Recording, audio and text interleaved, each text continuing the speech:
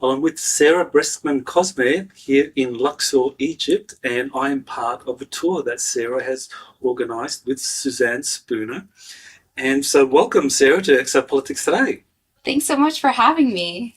What a fun interview you're doing. Well, we're dressed up in our Egyptian garb. I mean, this is really a fun event for us. And so now we get a chance to kind of talk about the tour, what we saw, and about your research with QHHT and Egypt. So why don't you tell us, the audience, just to remind us about your QHHT research and how Egypt pertains to that.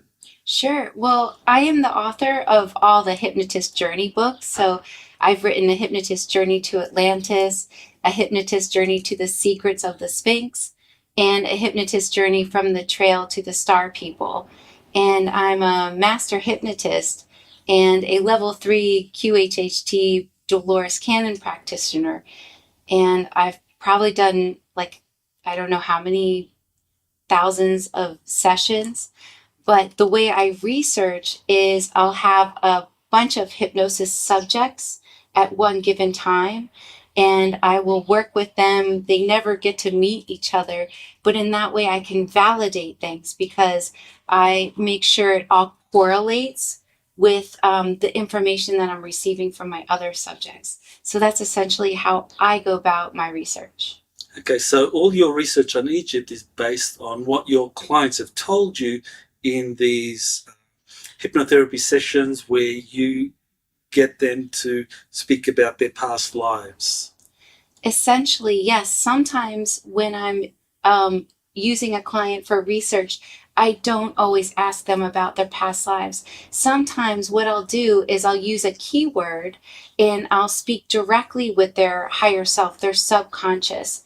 And in that way, I can find out anything about the information that I'm looking for, speaking directly with their subconscious. It's a method that Dolores Cannon perfected. And so I've adapted that method in my research.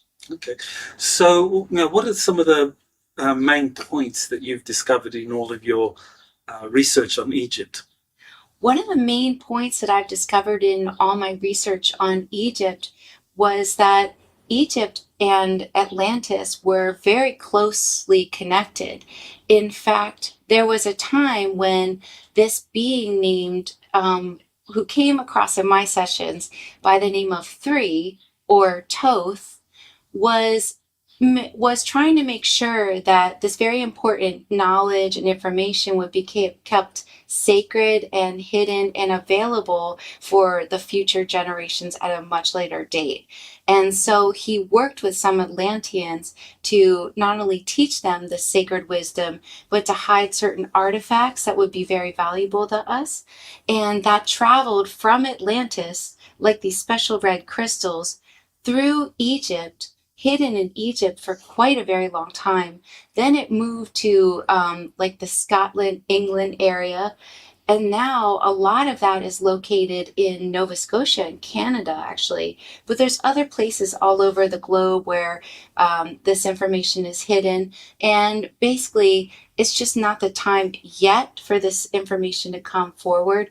But, it will be soon as we continue this ascension process. So who built the pyramids? Oh my gosh, so it's so interesting because the pyramids, according to my clients, have been built by many different extraterrestrial races. For the Great Pyramid, according to my clients, and again, I'm using 5 or 6 different hypnosis subjects, so I'm putting them under hypnosis. They never meet, and I'm asking them all the same question. Thoth built the Great Pyramid, but he did so in a different dimension. And then he brought the plans and this pyramid almost down into this dimension. And some of the finishing touches were actually put on this Great Pyramid once it was here in the 3rd dimension. Some of the other pyramids were built by other extraterrestrial races, and they all use a specific type of blueprint for these pyramids. So before the pyramids were built, and if you think about the pyramids and you think about this technology, this is like extraterrestrial technology. Obviously, the earth didn't produce it on its own, so it's artificial. And what happened was the earth herself said, she put out a call and said she wanted to go through the ascension process. Now, many other planets have gone through the ascension process, but Earth wanted to go through the ascension process. So because Earth put this call out, then came some certain types of extraterrestrials here who decided they were going to put the blueprint on the Earth and a grid system on the Earth, which would lead to this experiment and this experience of the ascension process. The pyramids are part of this ascension process. So right now they flow, or they're on a grid system that is a ley line grid system. But there's also an element of a false grid attached to these pyramids. So this has enabled this kind of like enabled like a negativity to assert itself on the planet, which allows for the growth of the human evolution and the planet itself. But at a point in our future, all the pyramid portals will light up. And when it does so, this light will shine almost like a beacon of rainbow light throughout the whole planet, throughout the universe. And that will in turn really just kind of move us up in a new frequency. So Thoth or Jehuti created the pyramids, or one of the beings involved in creating the pyramids. So, and he has the ibis head. So what does that represent? I mean, is he an extraterrestrial? Is he an avian being? Is he a human that morph into an avian being? Yeah, so, what do you think's going on with that? When he's come through my sessions, he has described himself as more of like a being close to source. He never merged with source because he would not be able to do this type of work, but he feels like he is the ascension keeper of all the planets that are going through the ascension. So Thoth basically came to this planetary sphere to help with the ascension process, and he helps everyone as part of the ascension process. He describes himself almost like as a consciousness, and the reason why he went by 3 and not he or she is he doesn't claim to have a gender, but throughout history he has shape-shifted into many different figures, so to speak, or there have been times in history where he came almost looking like one of the hybrid Atlanteans. And the reason why he chooses different, or it chooses different shapes, was to help the people that knew they were looking for some type of being like this. So he has changed throughout history. What about some of the other beings in the Egyptian pantheon? I mean, we got, for example, Horus with the eagle or the hawk head. You've got also others like Sobek with the crocodile head. I mean, are we looking at different extraterrestrial beings, or we're looking at shape-shifting? What is going on with those beings? So the way my clients have described it is they are definitely able to shape shift, but these are hybrid beings. So they were strategically placed into different civilizations. This has gone on throughout our history in so many different cycles where an extraterrestrial hybrid being would be placed into a civilization in order to teach the population something. So these beings were considered godlike because they had so many abilities, but in a sense they were not really gods, they were just hybrid extraterrestrials. Okay, so when we're looking at the Egyptian pantheon, we're looking at extraterrestrials who have arrived and they're playing a role. Now, were the ones in the Egyptian pantheon kind of unique to Egypt? Because you have the Greek gods, the Norse gods, the Anunnaki, the Vedic gods. Is there a lot of overlap, or is there kind of like, are they unique? Well, they were kind of unique because they were placed specifically in certain regions. However, some of these Egyptian gods were not unique. like the Hathors. I mean, many people describe the Hathors as going through many different dimensions, many different cycles. And the reason behind that is, according to my clients, the Hathors are ascended humans. It's an ascended human race. So many people have a fraction of the Hathors within their soul DNA. And it's one of the reasons why the Hathors want to help humanity so much, is because they are humans. Okay. Now, one of the things that I kind of like got when I was on the tour with you, well, actually we're still on the tour, but when we were near Aswan, there's a place called Kom Orba, and it's dedicated to Sobek, this crocodile-headed god. And as I was walking around, looking at all of the images, what I got, the sense I got, was that this was not really a temple as we think it, like you go there to worship your particular god, but it was more almost like an academy, a learning center, or an ascension center, if you like. So what do you think of that? I mean, with that particular temple and other temples that you've visited, or your clients have told you about? So all temples were essentially places of learning, and temples, in a sense, actually have a consciousness. The consciousness hasn't disappeared. It's still very much there. And the temples were created in case civilizations or people forgot this sacred knowledge, or they forgot this information that was taught in these temples. So it's put in the walls, and there are specific like light codes and frequencies that a person feels when they go in there.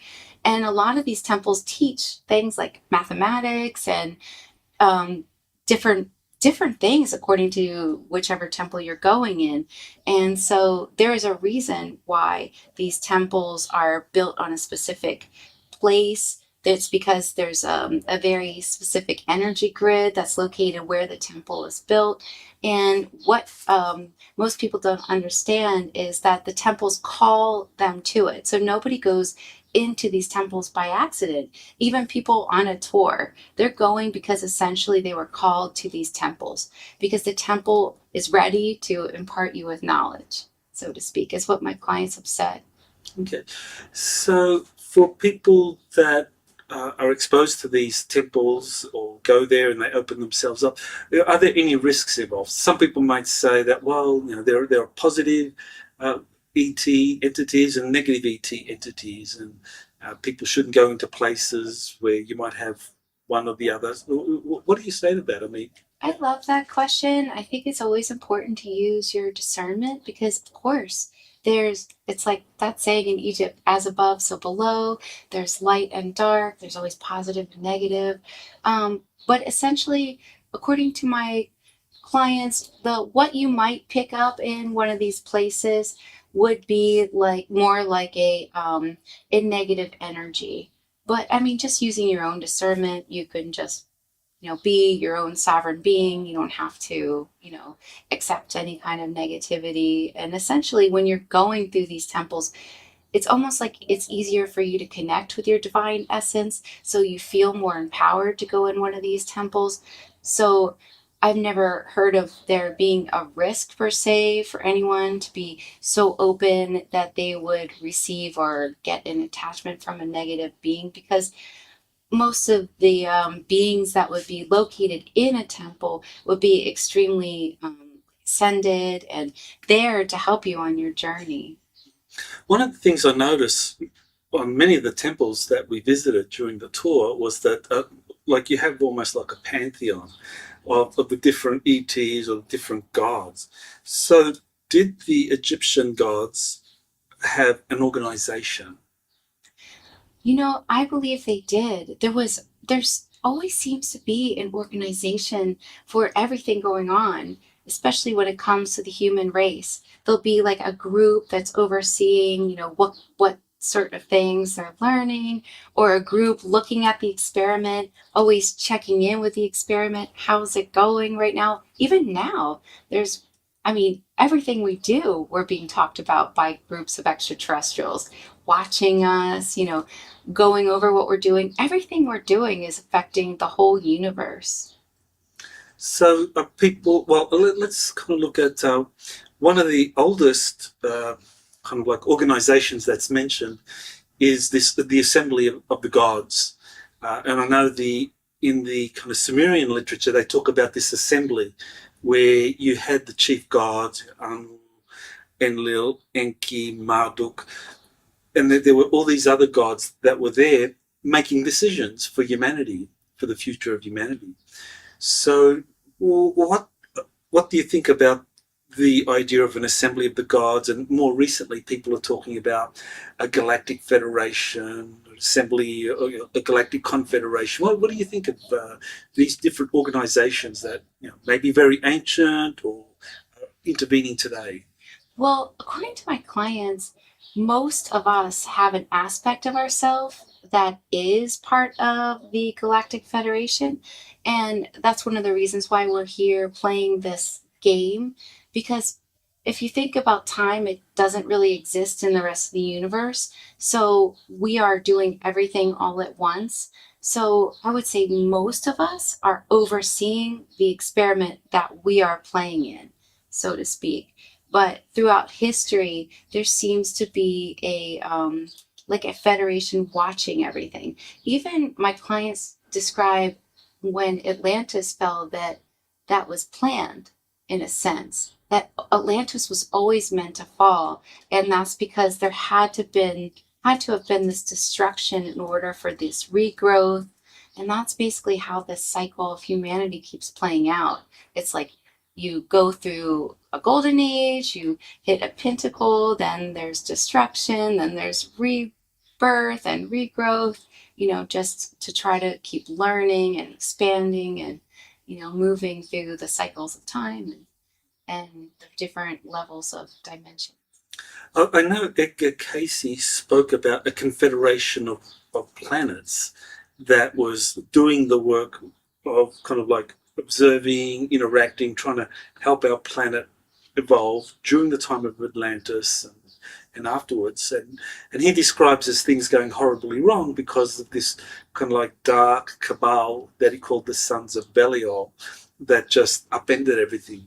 So why, and I know this is a question I often get asked, why is it that positive extraterrestrials allow dark groups to like subvert, take over, and destroy human civilization, or take up or control it and manipulate it? I know, it's so fascinating, but what I've received is that you cannot grow. This is the law of the universe, that you need light and dark for this ascension pathway, in a sense. And that's even why there was a false grid put on the earth. It was to attract a sort of negativity in order for this growth. It's almost like the radiation in the bananas with early man, where that created a little bit of damage in the brain that led to a new growth within the brain. So that's basically how we learn. We go through these downfalls in order to come up, but to come up greater. It's like that symbol of the four corners that the Native Americans use. That symbol actually means that we, in the center of the circle, so there's 4 lines going up, we all split ourselves out only to come back, but to come back greater. And that's one of the reasons behind that symbol, is to remind us that we're really just playing like a game here, a role. And the whole purpose is really for expansion and evolution. Kind of like parents like allowing their children to like stumble and fall and hurt themselves, because that's how they learn.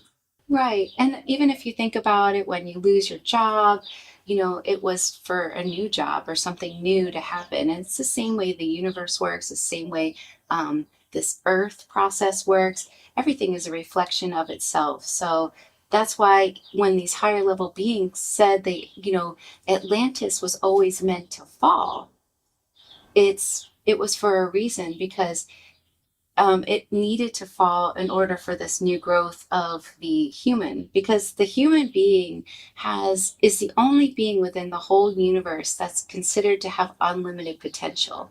So the human being is very special in the rest of the universe. So a human being can go from being so low vibrational to an unlimited potential.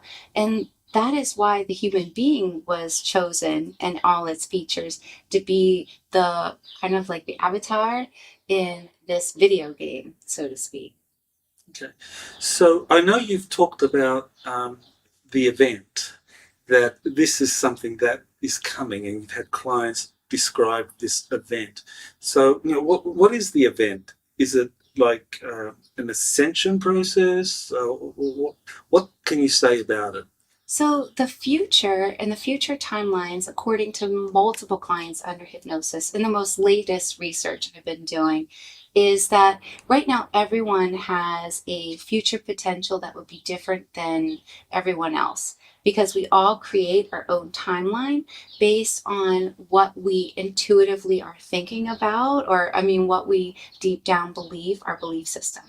But we're headed for a nexus point, is what all the higher consciousness keep talking about. And there's many different future potentials for this nexus point. One of the future potentials for the nexus point is that one of the comets will pass in front of the sun, and the tail of the comet, because it's passing in front of the sun, will trigger a solar flash. And this solar flash will then dismantle the toroidal field. So my clients under hypnosis call this that we're in like a toroidal field, and we have a veil, and it will dismantle that. So everyone will see into all the dimensions and basically see a lot of things that a lot of people aren't ready to see. Like your friends that don't believe in extraterrestrials will see extraterrestrials, and this will create a shift in consciousness, moving us all to the nexus point. When we reach the nexus point, there will be 3 timelines according to the higher consciousness. The top level timeline will be amazing. Like, I want to be on that timeline, but I'm probably the middle timeline. So the top level timeline will be where we teach our children like consciousness, we use telepathy, other versions of ourselves and other timelines of ourselves. Extraterrestrials will come down to this planetary sphere and help us clean up our oceans, and it'll just be amazing. We'll live amongst extraterrestrials because they won't need to change their shape. They won't need to hide in a human form anymore.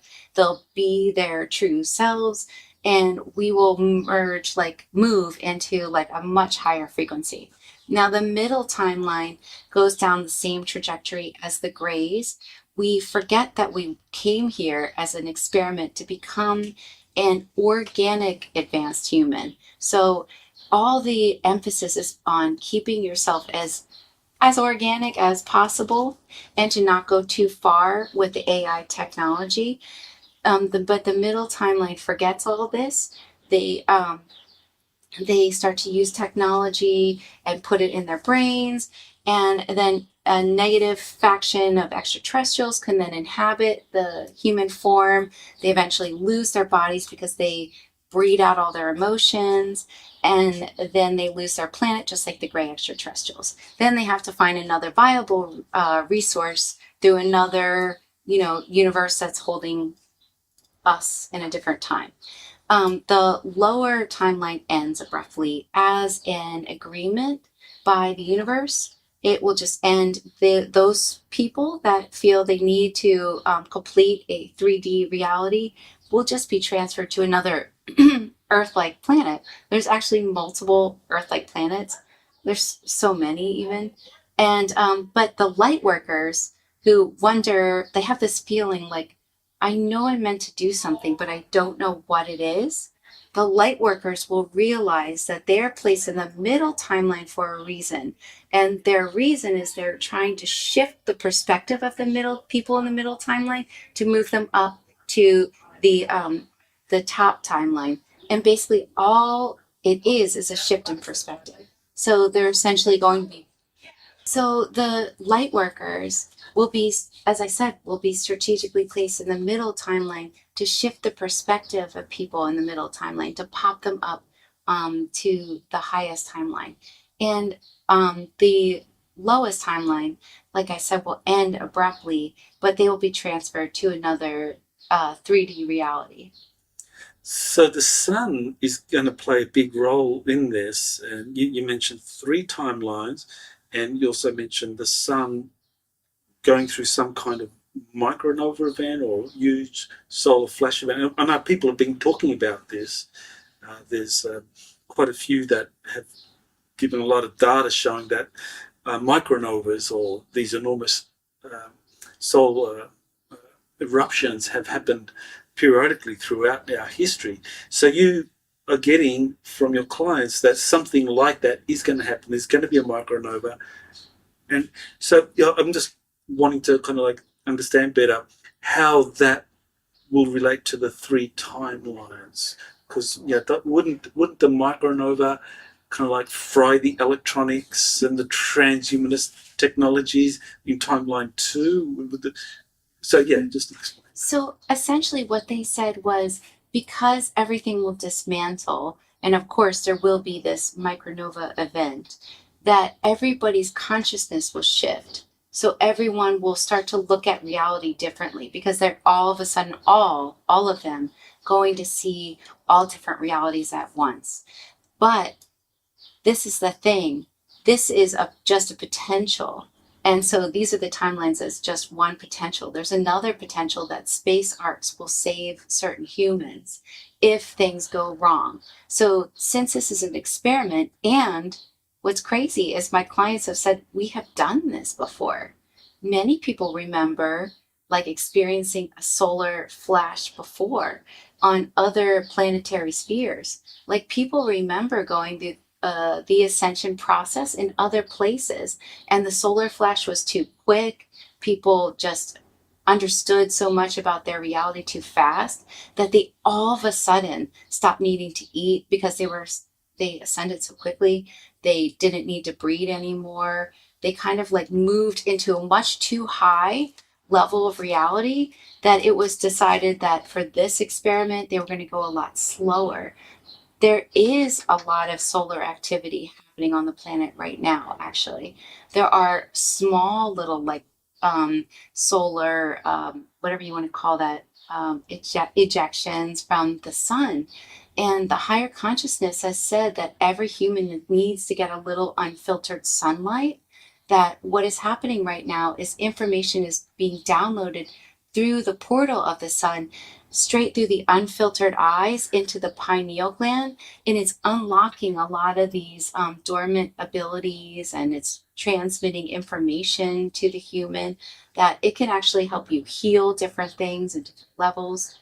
But the sun plays a big role in what's happening. It's also going to be the solar, or the light coming up from the inner earth too. So the inner earth also has its own light source, and we are basically being like flooded with this light anyway right now. And the purpose of that is to get us ready for this bigger flash so that we can handle it, so that we can still move through this ascension process somewhat slowly. But this, if the potential does happen, and if this comet triggers some sort of solar flash like that, it will feel quite abrupt and it will dismantle electronics.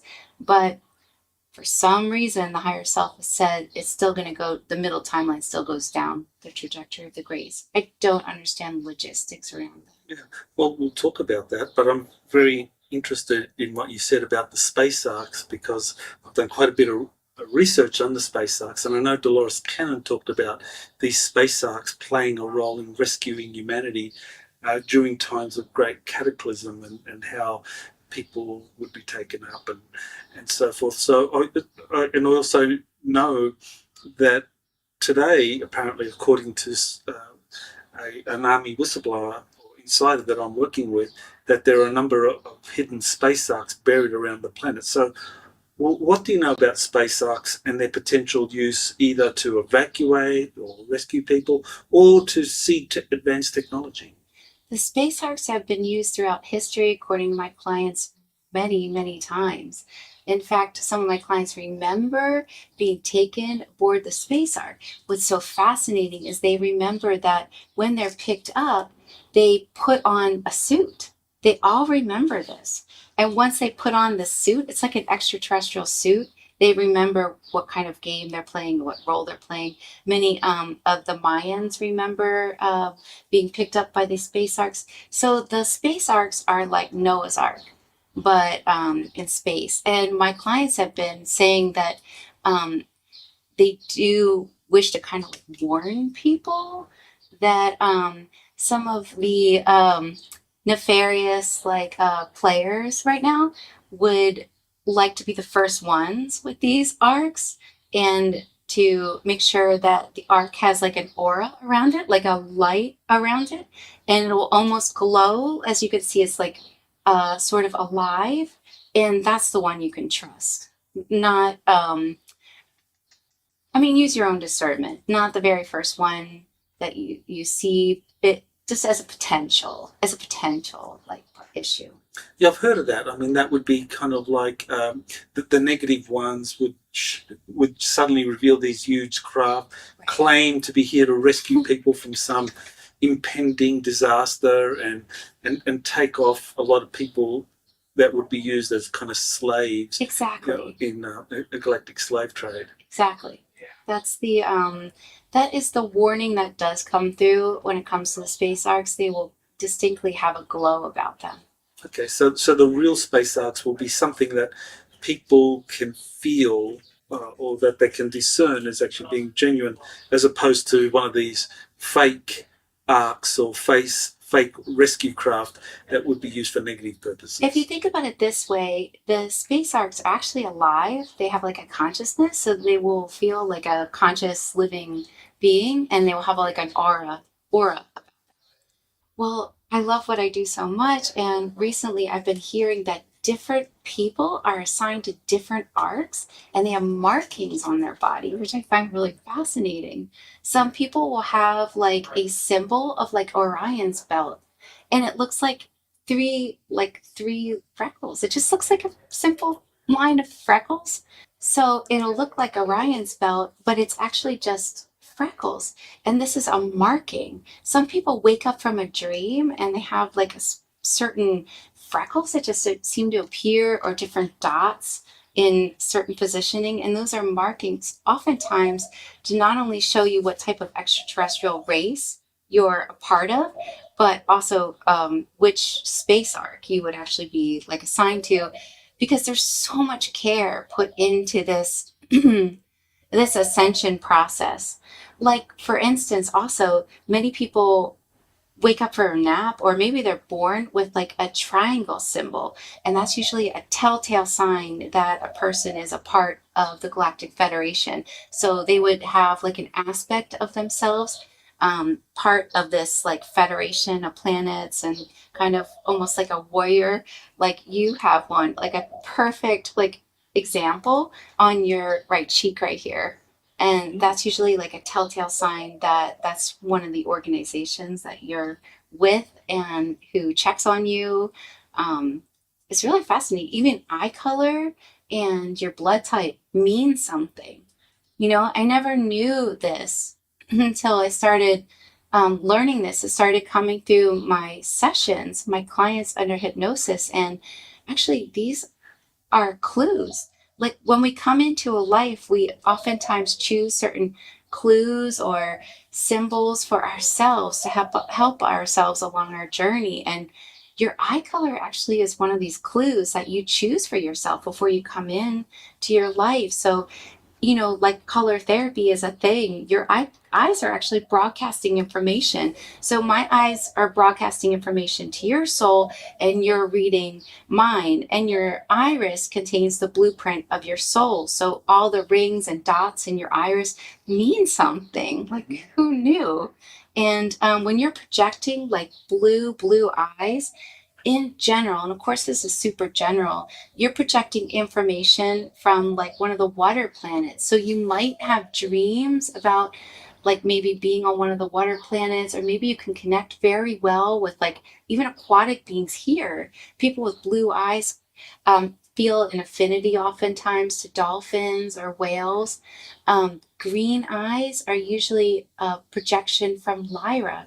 And what's so fascinating is people with green eyes often have a hard time with electronics, because they're broadcasting through themselves information that's of a much higher frequency than this realm. And so oftentimes it can be hard to be around, a person with green eyes, in your electronics. And then there's like different speckles that show up in the eyes when a person's really projecting information from Arcturus. And it's so interesting because like these are clues, and they actually mean something, and they're here transmitting information to the next soul that you're talking to. Oh, and brown eyes seem to be transmitting information from the earth. So in general, people with brown eyes have reincarnated a lot of times, and they broadcast ancient information, like earth-based information a lot of the times. You would call them like a very old soul. And then I can tell you about blood types if you want, but I just love all this stuff so much. Yeah, well, that is fascinating. The blood types. I know people often ask, like, is Rh negative a sign that someone is an extraterrestrial starseed? Yes. Rh negative signified that the hybridization program was working. So when you combine Rh negative blood with green eyes and astigmatism and red hair, that's considered the gift of the stars. A lot of the pharaohs, or the really wise pharaohs, had that combination. And astigmatism is not really what you think it is. It's actually an ancient ability to see into different dimensions. That's why the eye shape is different. But Rh negative blood is like a very interesting blood type because it often carries a personality type. Oftentimes, people with Rh negative blood type are more geared towards a leadership role. And there's many different extraterrestrial races that consider this a very special blood type.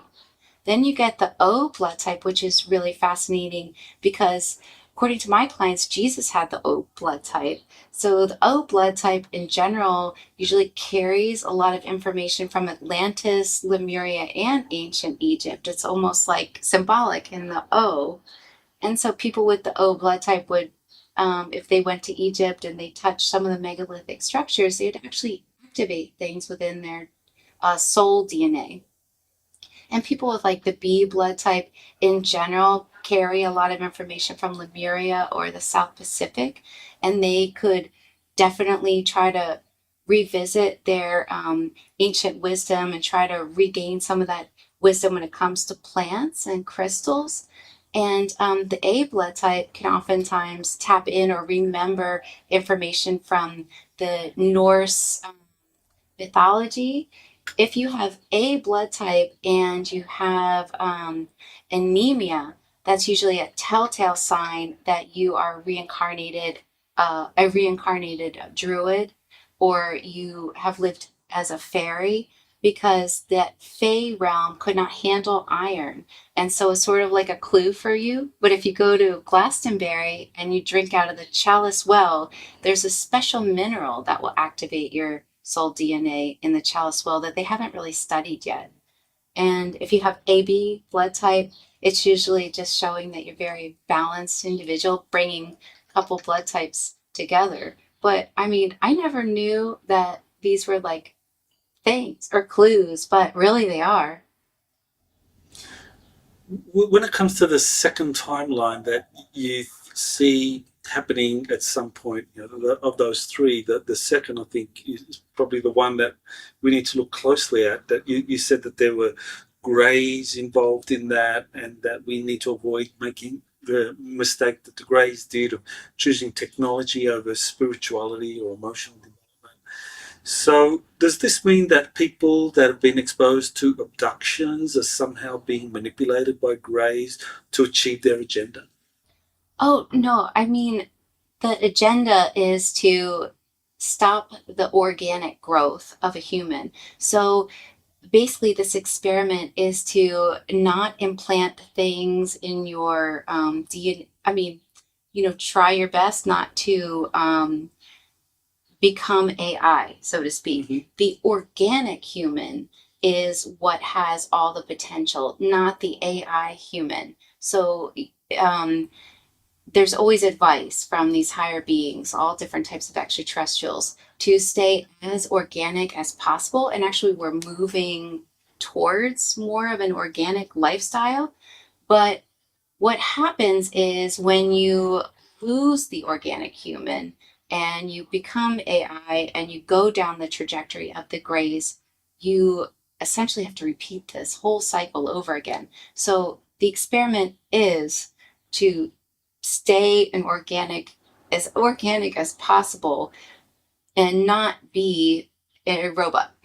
Right. And I guess that's part of the reason you're doing these tours Yeah. and doing your work is to help people connect with these power centers. So, I mean, this Egypt tour, I know that this is not your first one. I mean, do you plan to continue to do these? Do you plan to do these in other places? I would like to do them in other places. I do have some workshops where I take people to Costa Rica, and I have different workshops, but they book up so quickly. I do 2 Egypt tours a year, and they usually book up within 2 hours. Oh, Um, but I have like 3-day workshops that I do that I absolutely love because I've learned what kind of things people need from the higher self. And they all say that people really need inner work. And so I just follow along what they tell me to do. And I try to do that with everyone to really help as best as I can because I just feel like we're all playing our role, we're all playing our part, and I really want people to know these things. I don't know how anyone would know, what I receive on a daily basis because I have access to this information. So I really feel passionate about sharing it.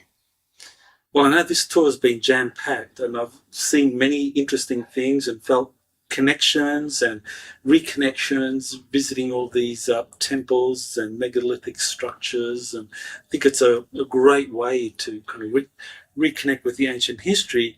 But I personally feel that that is actually very helpful for being ready for this future where the extraterrestrials are going to appear, and we need to work with them to create higher centers of learning and deal with planetary problems and not be in a place of fear, not be manipulated by the deep state or the dark side that wants to kind of poison that as happened in Atlantis. So I kind of feel that your tour really did a great job in reconnecting us to these different power spots. Thank you so much. That's so nice of you to say. I feel really honored that you and your wife joined me on this tour, actually. You've shared with me and many of us so much amazing wisdom.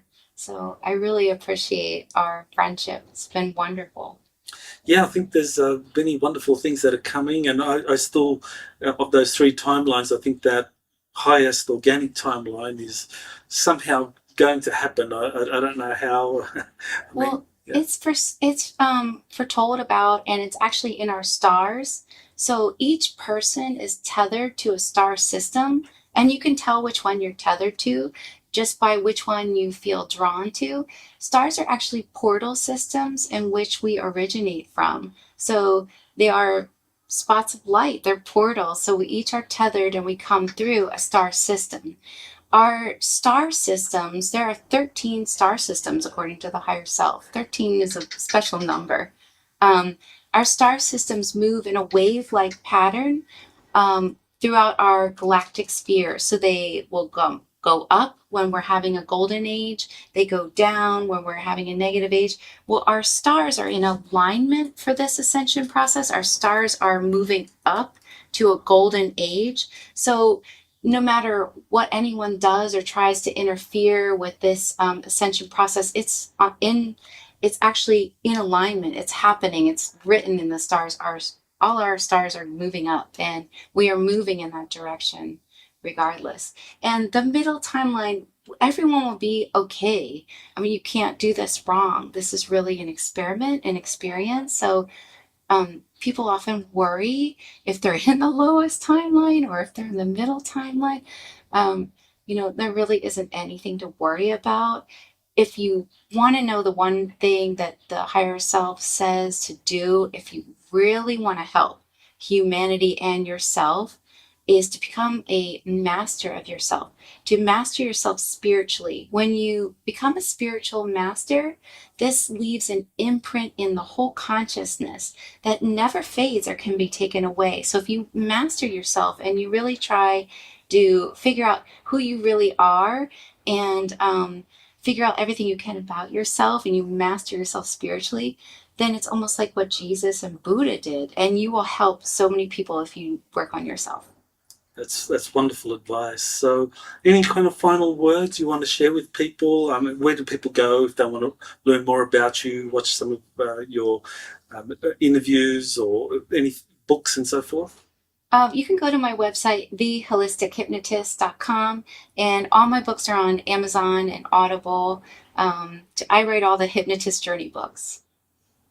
So why don't you tell us about your new book that's coming out and what your latest book dealt? So my latest book is called The Hypnotist Journey from the Trail to the Star People, and it was all about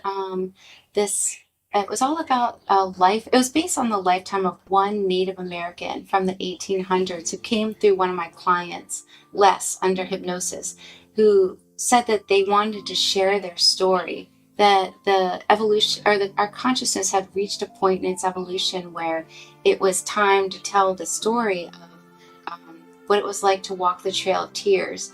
But I felt like the most important aspect of that story for me was that it never really placed blame on anyone.